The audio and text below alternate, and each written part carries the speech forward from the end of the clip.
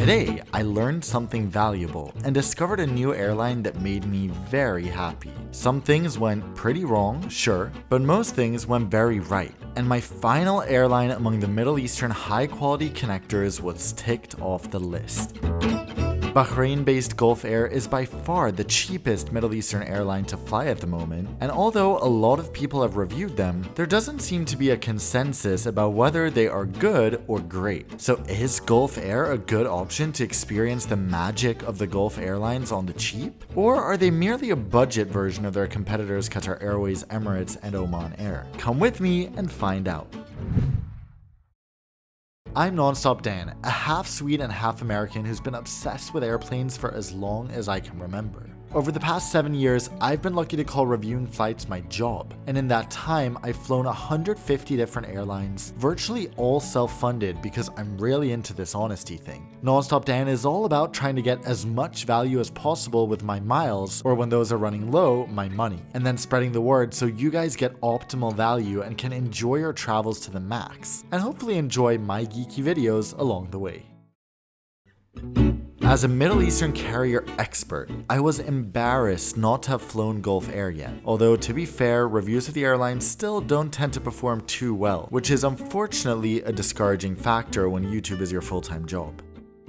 Today's journey to discover this lesser-known carrier starts in Dubai, where I ended up after a huge travel mishap that we'll be sharing on Oscar and Dan. My original flights to Morocco, where I was about to have an unforgettable trip with a bunch of you guys, weren't possible anymore due to this mishap. So I booked this Gulf Air flight from Dubai to London via Bahrain just 4 days before departure, using 45,000 Aeroplan miles and about $60 in taxes per person. This is an excellent deal, especially given how easy Aeroplan miles are to earn. The best way is through credit cards, like getting this limited time 80,000 point sign-up bonus on the Chase Sapphire Preferred, using my link below.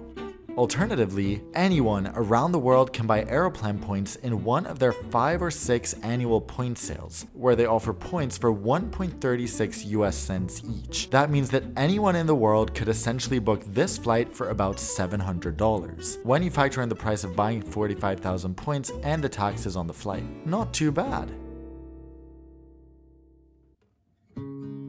So, Oscar and I arrived at Dubai International Airport Terminal 1 at 6:45 a.m. ahead of our 8 a.m. departure to Manama, Bahrain. The A320 Neo operating this flight was completely sold out in business and economy, but thankfully there was no line for check-in for business class or Falcon Gold as they call it. Once through security, we headed to the Gulf Air Lounge. It makes sense they have their own one since they have 7 flights per day from Bahrain to Dubai.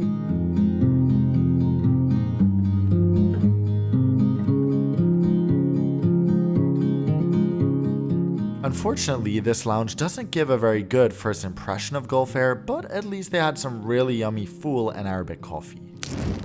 We left Gulf Air prison to board after just 15 minutes, and oh boy, this livery gets me all types of excited. There's something about gold on a plane like Etihad and Gulf Air that just hits different. Besides that, it's really funny how an A320 looks like a minuscule private jet in Dubai, where it feels like 9 out of 10 aircraft are either an A380 or a 777. But as we headed on board our mini aircraft, we were welcomed by 2 lovely crew members. I think they were Bahraini, but regardless, they were fantastic, and what made it so different was that I could see their smiles. And then I realized that Gulf Air silently removed their mask requirement.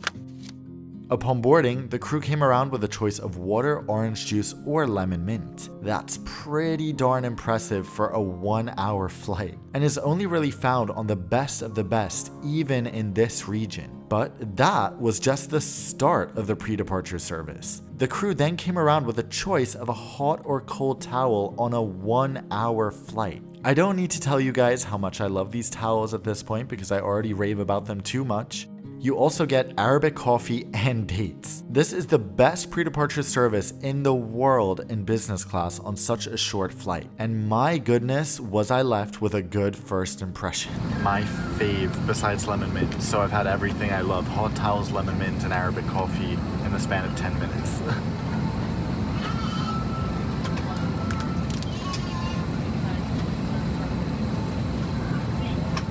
The A320 Neo Seat is also fantastic. The recline is really crazy good. The seat is private, comfortable, offers comparatively impressive amounts of storage, and has the biggest entertainment screen I've ever seen on a recliner seat. The entertainment system is also incredibly smooth and responsive, with about 150 movies and an okay selection of TV shows. While not as extensive as Emirates or Qatar, this should be more than enough. As we taxied to the runway, the crew came by to take meal orders. There was no menu, but the choice seemed to be between a fruit and pastry plate or a feta salad with chickpeas and eggplant. As always, I'd pre-ordered a vegan meal, and to my utter disappointment, my vegan meal was nowhere to be seen. The crew said they hadn't received my order, which is certainly weird. More on that shortly. With that, let's blast out of Dubai.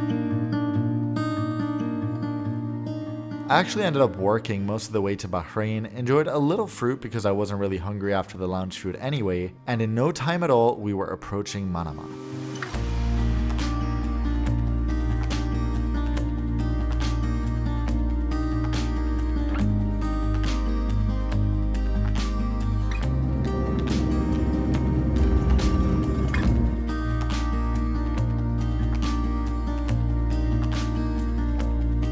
Upon arrival, the crew closed the curtain to economy to prevent people from storming business class as often happens on other airlines, which is a small but appreciated touch. The purser was just incredible. He was so apologetic about the vegan meal, and he's trying to arrange it for the next flight, so we're hoping for the best. I visited Bahrain back in January 2020, and let's just say the airport has gone to the same surgeon as the Kardashians and had the glow up of a lifetime. The new terminal is stunning. Yes, it's very white, but it feels so fresh. It features walkways and isn't too big, so it's ideal for transit. Although Muscat is still my favorite Middle Eastern airport, this is now a close contender for second place. Of course, Doha is fantastic too, but the size is a drawback there. We didn't have to walk too far at all to get to the Falcon Gold Lounge, which is also beautiful.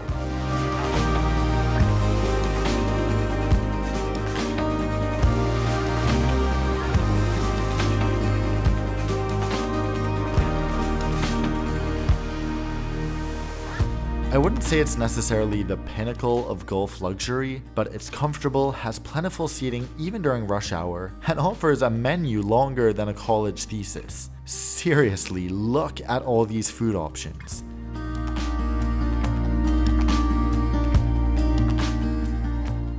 The drink list is impressive too. There was also a buffet that featured some great breakfast foods, so I had a nice plate of pre-flight carbs. I spoke to the staff at the lounge front desks about our meal situation, and they were on the verge of gaslighting us and saying that there was no way that our meal wouldn't have been loaded if we had ordered it correctly.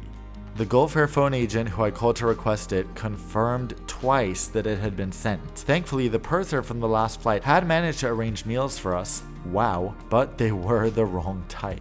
Okay, so I want to talk for a second about the meal situation. As you saw on the previous flight, our pre-ordered special meals were not there. The purser was amazing. As I said, he said they'd order it for the next flight.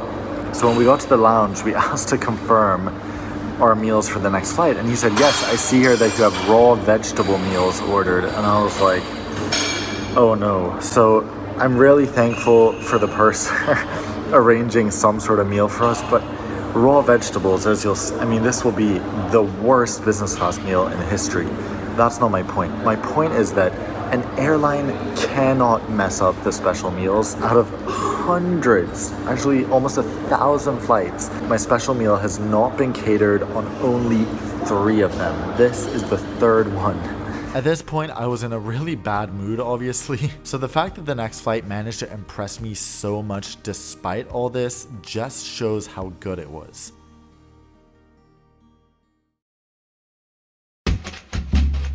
Boarding for this sweet flight started 40 minutes ahead of departure on this beautiful Boeing 787-9. The Gulf Air 787-9 only has 26 business class seats in a 222 configuration, but all seats have direct aisle access because these are the Apex Suite, a high-density first class seat. It's the best non-custom seat for traveling with a companion that exists, in my opinion. And if you can, sitting in the 2 seats by the window should be your top choice. For privacy, row 1 in the center is also a good choice since it's located somewhat ahead of the other rows. If traveling alone, the window seats should be your choice without a doubt. As always, I chose to sit in the last row, selecting 4H and K for Oscar and myself. At the boarding door, the purser read our names on our boarding passes and said, "Oh yes sir, I heard about your meals. I'm so sorry about that. Please, take my word, we'll do our absolute best to make a lovely dining experience for you." What a welcome! And he held up boarding to say that, no less. In addition to the warm welcome, the Gulf Air cabin is absolutely gorgeous. You're gorgeous. You're literally gorgeous. The colors and textures evoke such a sense of luxury, and the incorporation of the Gulf Air color scheme is subtle but allows for these beautiful gold finishes. Apex suites are always slightly staggered, which allows for an exit in the window seat. If you're sitting next to someone who's stinky, you're screwed, but if you don't want to see them at least, you can raise this privacy partition and have almost complete privacy. The seat walls on Gulf Air are just 2 inches too short to shield the rest of the cabin from view, but if you recline a little after takeoff, the problem is solved.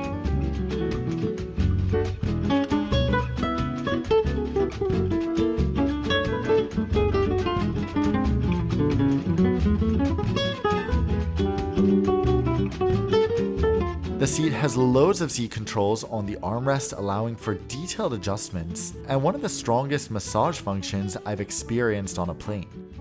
On the other side, you have a small storage compartment, which also houses the charging ports and the headphones. More on that shortly.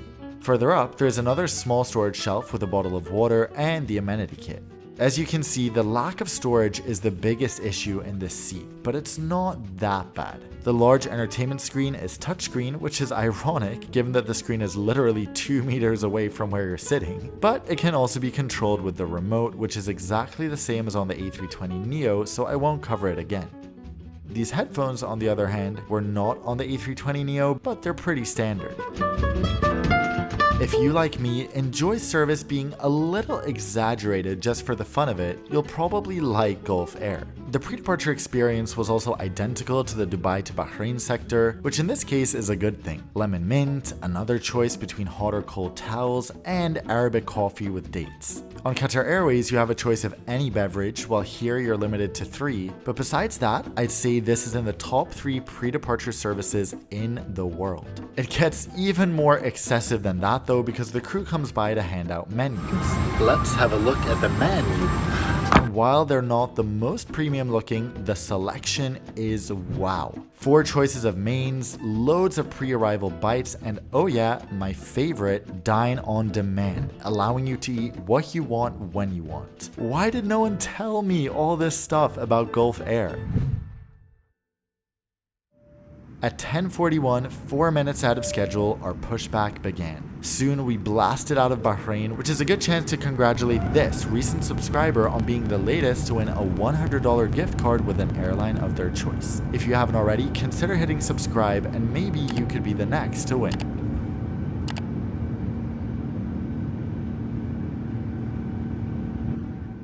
After takeoff, it was time to check how many subscribers I had, so I connected to the in-flight Wi-Fi. I'm kidding.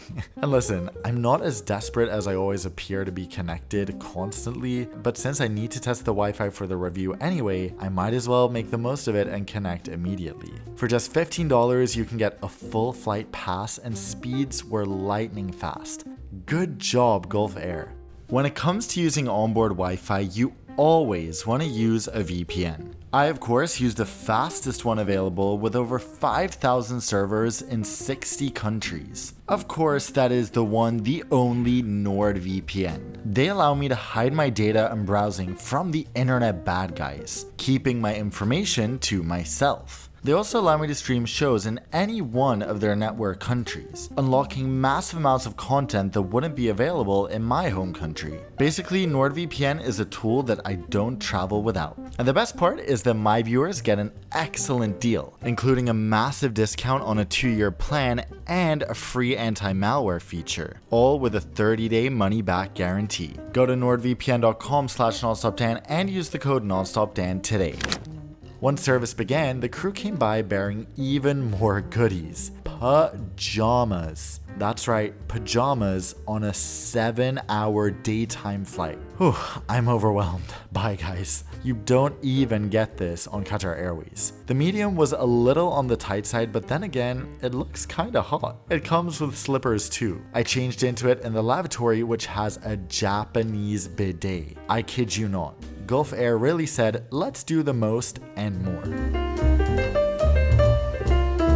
Besides the pajamas, you get this funky amenity kit. While the bag isn't something I necessarily reuse unless I wanted to become a horse girl, the contents are really top notch. Mouthwash, perfume, a comb, again, top marks.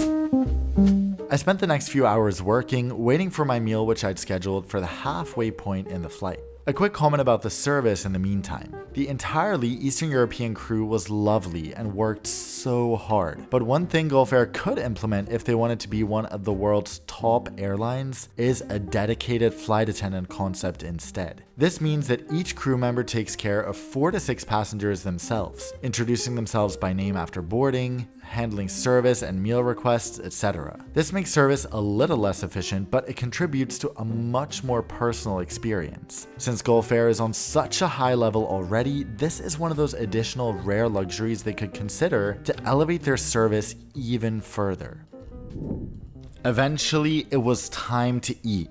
Food-wise, I opted for both appetizers from the menu, but of course Arabic meze would have been a no-brainer for me regardless. #hummus life. The meal was served as requested halfway through the flight, with both appetizers being served on the same tray. The presentation was decent. Of course, it's always nicer when the meals aren't pre-plated like this, but the food as such was good. The salad was pretty basic but had a nice dressing, while the meze was delish. As you can see, there ended up being several vegan options on the menu, so problem solved.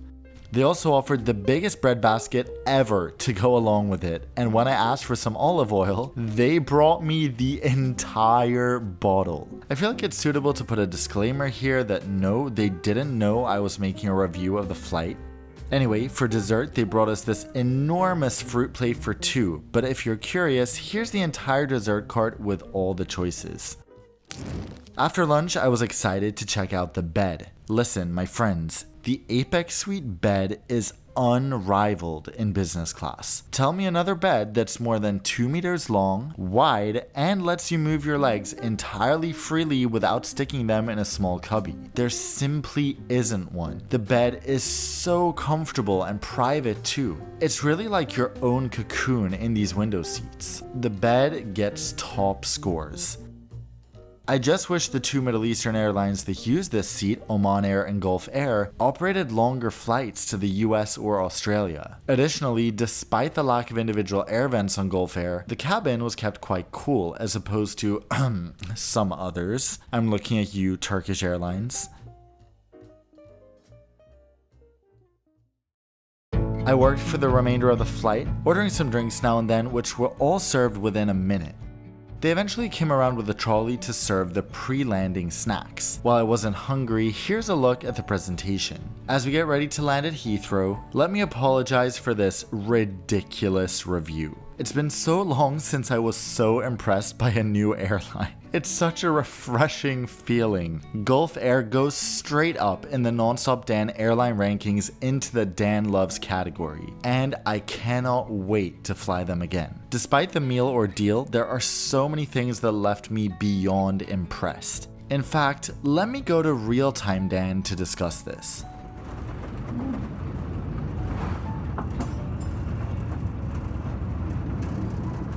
Hey, Real-Time Dan here. Where do we begin? First, I guess we should preface by saying that I'm an incredibly detail-oriented person, as I guess you can tell. And many of the reviews I've watched or read of Gulf Air haven't fully conveyed just to what extent Gulf Air focuses on those details. These small elements of the soft product are what set good apart from great, and Gulf Air really hones in on almost all the details that would make them a true 5-star airline, in my opinion. Looking at the 5-star elements that are very unnecessary but that they offer and make the experience so much more fun, we have dine on demand, hot or cold towels, pajamas, Arabic coffee and dates, industry-leading seats, refined service that requires a lot of training. These are all things that set a great airline apart from a good one. Now, what is missing from my personal 5-star list? Actually, only 2 things. First, I would love a more personalized service like I was describing earlier. Also, having the purser greet you once you sat down and after landing would really be the cherry on top of the mound of cherries that Gulf Air already provides. Secondly, crew plating of the meals would also elevate the experience even further. Those are literally the only 2 things that Gulf Air should do, in my opinion, to become a top contender and sit right on top with Qatar Airways, Singapore Airlines, and ANA, at least in my rankings. One other thing I should mention, obviously, I hope this meal thing was a fluke. Given how much I liked Gulf Air, I'll be flying them again, and I hope we have a special meal then. It's also kind of bad because it's been 3 weeks since I flew, and I still haven't heard back from them. I submitted a complaint when I was in the lounge between flights. I haven't heard a word. So that's a developing story. It could turn out that it wouldn't be unlikely that Gulf Air has just as bad service as the other Gulf airlines when it comes to ground service, so call centers, emails, that type of stuff.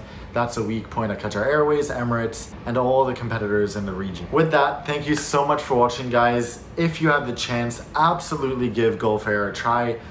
Even if their 787s are rare, you definitely won't regret it if you can get on one. And I can't wait to see you all for my next video. Until then, fly safe.